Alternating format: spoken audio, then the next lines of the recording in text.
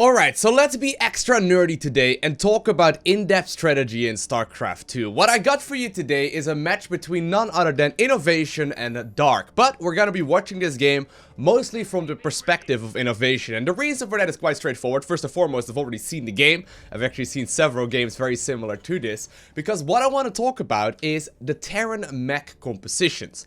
As you may be aware, in recent days, Blizzard has made a, pretty tremendous patch to the multiplayer version of StarCraft 2, where they basically wanted to make it so that different strategies are going to be more viable. And while, obviously Terran wasn't necessarily underperforming, they actually did very, very well, they were kind of just sort of playing the exact same strategies over and over and over again. So what I want to do today is have a look at Terran Mech, because pretty much the only player that's been able to successfully pull it off in the highest level of play is going to be none other than INnoVation himself. Now, he's up against Dark here, widely considered the best Zerg player in the world, and spoiler alert, INnoVation does indeed end up winning this game, playing the mech pieces. Now, I've been trying to play mech myself a little bit as well. As you may be aware, I play quite a bit of random. It's been a lot of fun, but I found it to be still very, very difficult. And when you watch like the professional games, it seems like the vast majority of the professional gamers still are just favoring the Terran bio style instead. I mean, bio didn't necessarily get nerfed, and if you obviously earn your money playing video games, you may as well just play the strategies that you're most comfortable with, in particular if the strategy isn't any weaker. It's just that mech got buffed up a little bit, and so did the counters, I suppose, from the opposing races. Now, INnoVation, he still plays bio as well, but in the vast majority of the games, he just sort of executes the same style over and over and over again. As you know me, or if you know me at the very least, like, I love talking about video games, and in particular about StarCraft 2 strategy. But anyways, so first thing here to note that is rather interesting. Normally, if you want to open up with a bio style in Terran versus Zerg, you open up with a quick barracks into a gas geyser and then into an expansion. Instead, what we saw in this game, as you may have noticed by paying close attention, INnoVation goes for the gas geyser first and then follows it up with a barracks as well. And this will allow him to get gas a little bit quicker. There used to be a strategy that people would do quite a little bit, where if you would go for the gas geyser first and then start up the barracks, you would have exactly 100 gas, so you could start up your factory. But instead, what INnoVation does is quite interesting. He gets the gas geyser first, then goes for the barracks. He still goes for a Reaper as well, but he shortly after follows it up with a factory. So the gas first sort of allows him to get the Reaper out slightly later, but then allows himself to go up to the factory rather quickly as well. So here's what INnoVation does. He goes for the depot, goes for the gas geyser, follows it up with a barracks, in which point he starts producing a Reaper, and then he follows it up with the expansion. Now, I would like to categorize INnoVation's like mech play in different kinds of segments. So this would be like part number one, I suppose, where he really focuses on an army composition that he enjoys playing a lot. And what he does here is he follows it up with a factory, and very shortly after, he will get himself a reactor on the barracks and then another factory. So notice here, he's really, he's playing rather greedy here, right? No other depots just yet. Really just spending a lot of resources here on getting a ton of economy. So once again, if you want to go ahead and copy this, make sure to not rush out the second gas by any means, but go for the first gas a little bit faster. Then follow it up with a barracks, after which you can produce with that same SCV that made the barracks an expansion on the low ground. You can get a single Reaper out, and while you're producing that Reaper, you go ahead and get the factory and then the reactor on the barracks as well. And this setup right here, was rather uncommon. Obviously, while it was still something sometimes you would see from Terran players to open up with, for example, a couple of Hellions, this really isn't a strategy that we have seen, before the recent changes to the multiplayer. And really, like, the only guy that's successfully playing this at the highest level is indeed INnoVation. But he goes for the quick factory right here, as well as the reactor, while still doing a little bit of scouting here as well, with the Reaper. I guess he was anticipating some sort of, potential cheese from his opponent. Of course, in this particular match, Dark is just going to play his good old macro style, so we don't really need to worry about that all too much. Now, once again, I'm not gonna put the camera too much on INnoVation. He's a very fast player, and it may just be a little bit dizzying. But right as the reactor finishes up, as you can see, the follow-up right here is going to be the switch over with the factory on the reactor, so he can start producing the double Hellions at a time. So notice, right, he wants to be pushing in this first stage with Hellions and Cyclones, but notice, he's not gonna get his factory to produce Cyclones right off the get-go. Instead, while he does have the second gas out right now, he's gonna first spend the resources, the additional gas that he gets, on another factory, and he's gonna even get another reactor with this same barracks. So it's kind of cool. Like, this first barracks here was really just in the game to be producing one single Reaper, and then it's just sort of like making attachments. So you can just squeeze down that little bit of time. So as soon as he has the resources here, that reactor will indeed go down, and those two will roughly finish up at the same time, so he can once again swap them over. So initially, INnoVation just starts making Hellions, but as soon as he has the resources to do so, as you can see, like, he's got a pretty standard setup at this point in the game, I suppose, for that. As soon as he now has the gas and the minerals available, he will start producing Cyclones as well. So first wave, what he makes is 2 Hellions here. He's still got that Reaper out on the map as well. Not playing all too aggressive with that, because he can still use his free aggression too. But he starts up with the 2 Hellions, then he waits a little bit, gets another Hellion, and then starts the Cyclone production, all the while producing that second factory as well. And this already is something really, really cool to me. I've been trying this strategy out as well, but you notice, right? He still gets a super fast expansion. But besides being able to be really aggressive with this build, as we've seen him so many times before in pro games, he basically waits for the armory to be finished up, and then he, you know, makes the Hellions into Hellbats, and he just pushes across the map to try and counter the third. The nice thing about this build, and what I really like about it, is that even though Dark, right, he's playing a macro-focused style here, but he's opening up with a lot of pressure. Even though Dark is going for a lot of aggression here, using SCVs at his disposal here as well to do a little bit of repairing and a lot of solid micro, INnoVation will still be able to hold on with the units that he has while taking minimal losses. So the cool thing here is that while INnoVation is opening up rather greedy with a quick expansion, and he's opening up with mech, no barracks, you know, to really put units into bunkers with or whatever, he just simply still manages to hold pretty much all kinds of aggression that the Zerg player is trying to throw at him. And while he did get slowed down here a little bit, all things considered, this is definitely not looking bad at all. Now, obviously, he's microing extremely well. Typical INnoVation things. He's one of the best Terrans in the world. So, you know, he can calculate those things rather easily, but he really gets a solid lead here in the early game while still maintaining a very big economy as well. Now, he does apparently hit a minor supply block here. A little bit uncharacteristic, I suppose, but he gets a couple of overlords here in the process, supply blocking his opponent as well. So, you know, all things considered, definitely still very, very solid. So he's starting to follow this up with basically as many Cyclones as possible. That's kind of the idea. Now, the funny thing here is that he's not actually moving out across the map just yet with the Cyclones. He decides to just repair them up here for a little while and use the Hellions that he's got for scouting instead. So he knows at this point that as long as he's not engaging on creep, these Hellions are probably going to be just fine, as they can run away from speed Zerglings in most occasions as well. And this is gonna, you know, at the very least give him a little bit more scouting information. So still producing a lot of Hellions, a lot of Cyclones. Basically prioritizing the Cyclone production, and whenever he adds either no gas or excess minerals, that's where he adds on a couple of Hellions as well. And at this point, apparently INnoVation is happy with the amount of units that he's got. So let's have a quick look at this, right? Why does he decide to move out across the map right now? Why does he not move out a little bit later, right after holding that aggression? And why does he not wait a little bit longer, you know, while that is all going on? So let's try and see if we can figure out why that is. And in order to do that, most of the time, you're gonna have to have a quick look at the opposing player as well. So here's what we know if we are Dark, right? Let's switch to his vision really quickly. So he's seen the double factory play. He knows very well that INnoVation is, you know, very well known for playing this strategy right now and playing the Cyclone Hellion style. So what exactly does he anticipate right now? Well, the thing is, Dark has obviously cut out quite a lot of drones in the earlier stages of the game, and in order to do that, you know, early game Ravager push, I suppose, that he did to his opponent's natural, that didn't really do a whole lot, by the way, he's gonna have to obviously catch up on economy, because if we have a quick look at the amount of workers right now, you can see that this is even, but honestly, if the worker count is even in the earlier stages of the game, that means that Terran is gonna be at a massive advantage, as obviously mules are pretty damn good at mining. So Dark is going to be able to, you know, drone up right now. He's got that third base coming up that did just get scouted as well by INnoVation to sort of verify that he could be going for this push.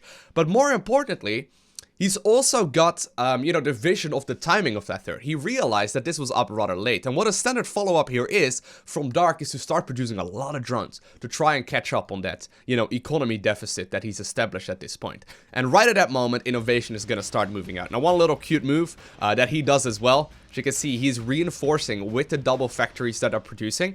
Not just on a single Cyclone, because in case that last Cyclone right there would die, it would actually start rallying towards the other ones as well. So basically what he does is just right shift click between all of these dudes, and then all of the reinforcing units will immediately walk to the rest of the army as well. But anyways, so this is the point right here where INnoVation is going to start pushing. Now, of course, Cyclones are really good at dealing damage. They're surprisingly powerful when it comes to dealing with Roaches and Ravagers. And really what Dark needs here is Zerglings. But the thing is, he can't really afford it. He just doesn't have the economy to properly make any of those units. And as you can see, INnoVation is going to start dealing a ton of damage. Now, meanwhile, at home, he's just producing as many things here as possible as well. Just trying to produce non-stop units, while also trying to, establish more and more economy. And notice, still producing Cyclones. As a matter of fact, he's not going to sit down from these Cyclones for a little while longer, and he's just going to sit with this for as long as possible. And this is kind of the push that INnoVation does every single game. Sometimes his opponents go for some early game pressure, and that's fine and dandy. He needs to hold that with the Cyclone Hellion, with a little bit of fancy micro, and sometimes with an SCV pool, like he had to do in this particular match. But for the most part, he's going to be able to deal quite a little bit of damage. Now, in this particular match, he obviously managed to get his opponent's third base, which is huge. But I noticed, like, while trying to execute this style quite a little bit myself as well. Did he just kill his own thing? Why did he do that? That seemed odd. I'm not sure. But while, obviously he sometimes doesn't manage to get the third base, while executing this myself as well, it seems rather common for that to still happen. So let's go back just a little bit. I actually got a little bit ahead of myself right here, so I'm just going to back up in this replay for just a little while. So after INnoVation managed to get that third base killed, right? After he managed to snipe the third, what is going to be his follow-up? Because there is no way that he's going to be able to close out the game right now. I mean, Dark obviously is definitely in a bit of a deficit right now, but supply-wise, they're still even. Army-wise, they still have, a lot of army invested, and there's no way that INnoVation can start pushing here across the map. So let's think about the risks here for a second. What does Terran Mech, or the Terran army in general, really get killed by at this point in the game? Well, first and foremost, a massive Roach Ravager push. Roach Ravager, absolutely terrifying. Another potential threat could, for example, be a Mutalisk switch. But at this point, since INnoVation did indeed kill that third base, it's less likely, as the Zerg player won't really have a whole lot of gas here to begin with, in particular if they were already initially producing a lot of Ravagers. So he's not really saving up any gas, and at this point Dark is probably not going to switch to Mutas. So really, like, the main threat that INnoVation is worried for right now is a 2-base all-in from his opponent. And how would you go ahead and counter that? Now, one of the units that got changed up significantly as well, while I'll go ahead and unpause the game here, is going to be none other than the Siege Tank. But at this point, if you look at the main base here, what exactly is it that INnoVation has? He doesn't really have, any tech labs here whatsoever just yet. So here's the follow-up. Here's what he goes for initially. He follows it up with a third command center. He does this in pretty much every single game that he decides to play this style.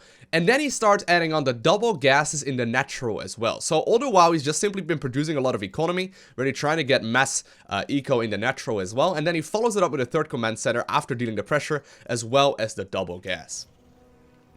Now, while this is still going on, like, in small numbers, Cyclones are really good at dealing with Roaches. Once there's, like, big amounts of Roaches, the Roaches will absolutely overwhelm them, and the Cyclones won't just be able to really do a whole lot. So instead, what he follows it up with right now as well is going to be an armory, so he can move any kind of potential Hellions into Hellbats. But for the moment, he's just really trying to be, scouting out what his opponent is doing, and he's trying to figure out what exactly is going on the other side of the map while being safe.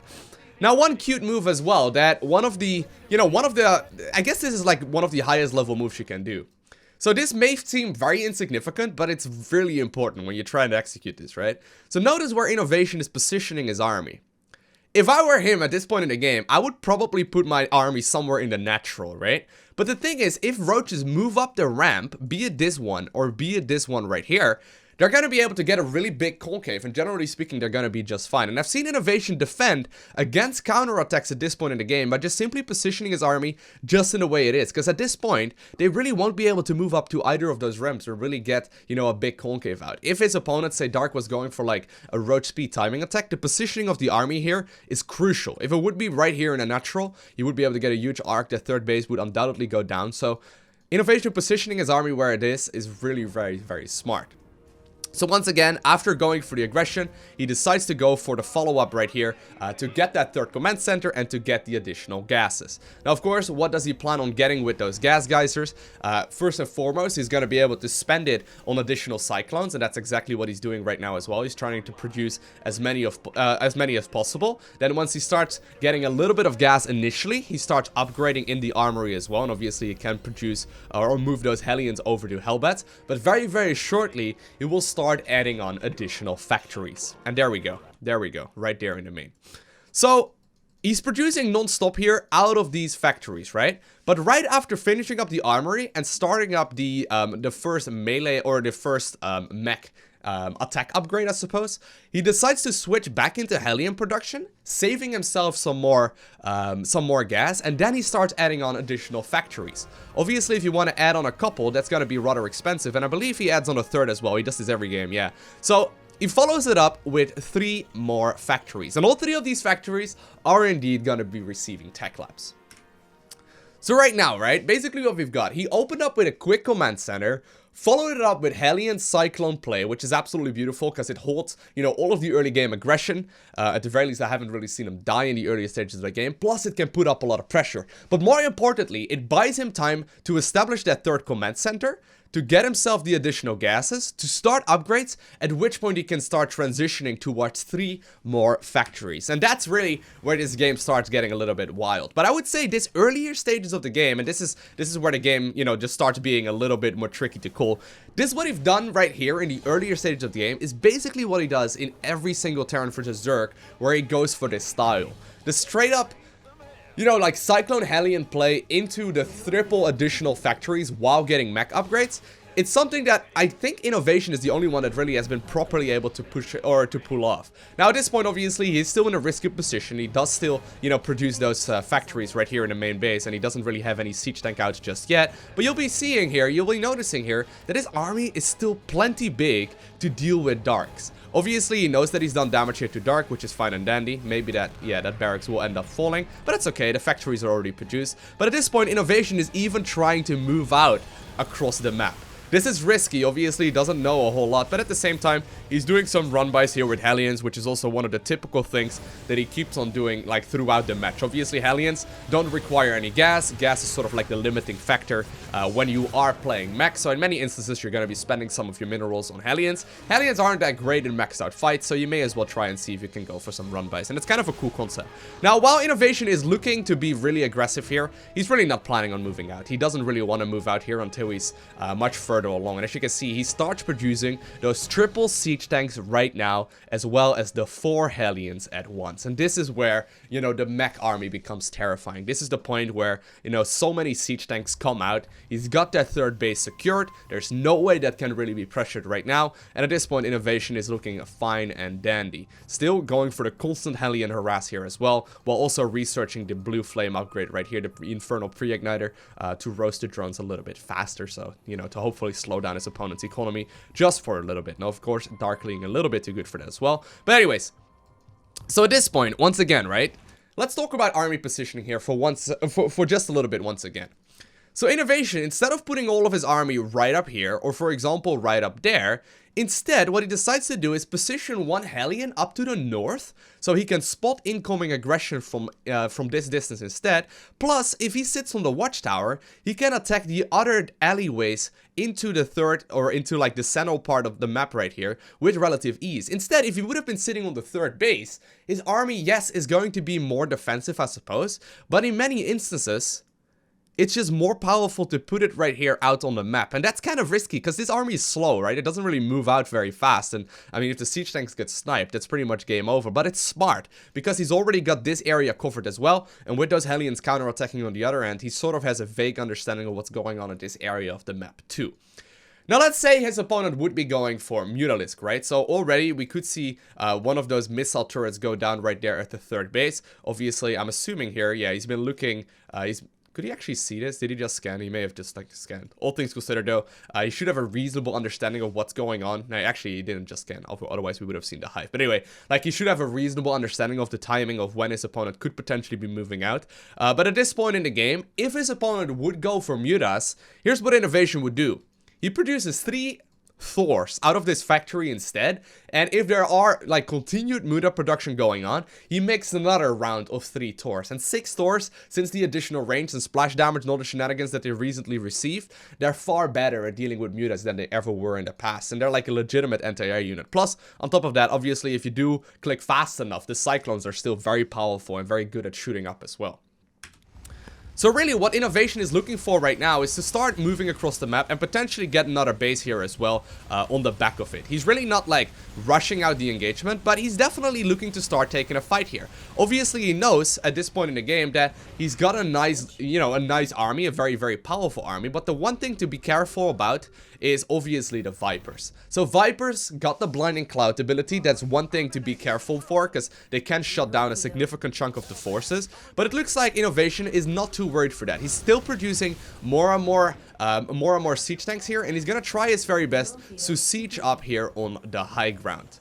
Now, once again, positioning here and using the army advantages, I suppose, and the line of sight and all that, to try and get the maximum amount of damage in. This is one of the things that INnoVation seems to be best at. Now, indeed, the Vipers are out. They will be able to deal some damage here, but he's not all too scared about it. Instead, he does want to try his very best to, not get taken care of with just a couple of Blinding Clouds. Now, a huge Blinding Cloud does indeed go down. Minor mistake right there on INnoVation, and he actually ends up taking quite a lot of damage. But you can see the amount of forces he has at this point in the game is just ludicrous. It's just ahead of his opponent. Plus, on top of that, he is producing a 4th base in the central part of the map as well. Now, while there are some run-bys going down, the reinforcing Siege Tanks and Hellions and Hellbats will be able to take care of those just fine, and he can continue onwards with this push here towards the 3rd base. So, really clean game from INnoVation here. Really not making any misplays, really not taking any unnecessary risks, just simply outplaying his opponent while playing an army composition that is less than common. And maybe it has to do with the fact that Zerg doesn't have as much practice to play against this style just yet, or it has to do with INnoVation's immaculate execution. It's really hard to say, but the little subtle moves that he makes with the army positioning and then moving out at, what seems to be very risky timings. Like right now, he's still sitting on creep, right? This looks very, very terrifying. But all things considered, he's got a solid positioning. And what is Dark supposed to do, right? He just lost 2 bases. He knows for a fact that it's gonna be very difficult to do a whole lot. And as long as INnoVation can just simply sit here and take, this fight here, eventually, he's more than likely gonna once again come out ahead. And at this point in the game, he doesn't even need to trade that efficiently anymore, because he knows that he's got a very solid lead as far as economy goes, so he doesn't really need to be trading evenly, and INnoVation ends up taking the victory. So I hope this gave you a little bit more information about how to play Mech in the Terran versus Zerg matchup, or at the very least, hopefully you learn how to appreciate this strategy a little bit more. I think it's awesome. I think it's great to see, how new strategies are developing and how new strategies are evolving over time as well, because maybe this is something that that will change up over the next couple of months, and I can almost guarantee you that that is going to be the case when Zerg players get better at countering it and INnoVation, learns more about these kind of strategies. But so far, it's been a blast to see the meta game develop, and I hope, even though this video was a little bit more nerdy than the others, that I could maybe, teach you a little bit about the game and hopefully make you appreciate these kind of strategies a little bit more. Let me know down below in the comment section of this video if you enjoy these type of videos, because I love talking about this. I really am passionate about video games, as you may have noticed, but I'm never quite sure if anyone else enjoys, hearing me talk about this sort of stuff. So let me know down below in the comment section of the video, and while you're at it, you can also subscribe so you get a notification as soon as I upload more, as well as like the video, which helps me out a lot. Plus, you can follow me on Twitter, Instagram, and Facebook. Links are in the description. I want to thank you for watching. Have an amazing day. Do not forget to smile, alright? And I will see you in the next one.